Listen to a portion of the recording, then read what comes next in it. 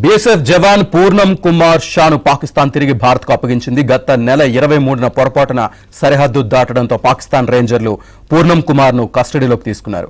ఇటీవల కాల్పుల విరమణ ఒప్పందం అమల్లోకి రావడం, ఇరు దేశాల డీజీఎంఓల చర్చల తర్వాత పాకిస్తాన్ ఈ నిర్ణయం తీసుకుంది. జవాన్ ను తిరిగి అప్పగించారని బీఎస్ఎఫ్ ధృవీకరించింది.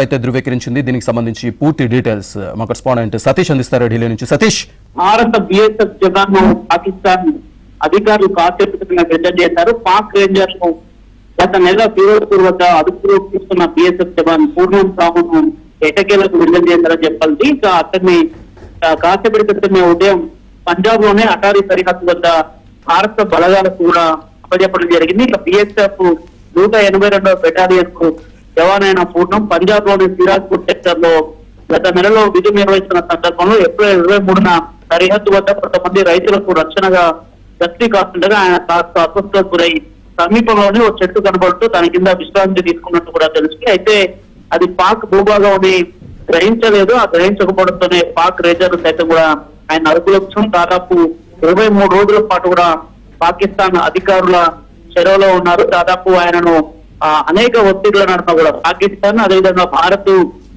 డీజీఎం స్థాయి అధికారుల సమావేశం అనంతరం కూడా భారత్ మధ్య కాల్పుల విరమణ ఒప్పందం ముగిసిన అనంతరం కూడా కాసేపటి క్రితం ఆయనను భారత్ కు అప్పజెప్తున్నట్టు కూడా ధృవీకరించారు. ఆయనను భారత్ కు అటారీ బార్డర్ వద్ద కూడా భారత్ కు అప్పజెప్పారు. బీఎస్ఎఫ్ జవాన్ కోసం వారి కుటుంబ సభ్యులు తీవ్ర మనోవేదనకు గురయ్యారని చెప్పాల్సి ఉంటుంది. వారంతా కూడా కేంద్ర ప్రభుత్వానికి అనేక విజ్ఞప్తులు చేసిన నేపథ్యంలో పాక్ రేంజర్ల కాలయాపంతో సుదీర్ఘంగా 23 సంవత్సరం కూడా బీఎస్ఎఫ్ జవాన్ ను భారత్ కు అప్పచెప్పడం జరిగింది. అదే విధంగా సరిహద్దులో పాక్ రేంజర్లు సైతం కూడా భారత్ జవాన్లు అరెస్ట్ చేయడం జరిగింది. ఆయనను కూడా ఈ రోజు అటారీ బార్డర్ వద్ద పాకిస్తాన్ రేంజర్లకు కూడా భారత్ అప్పచెప్పడం జరిగింది. శ్రీనివాస్.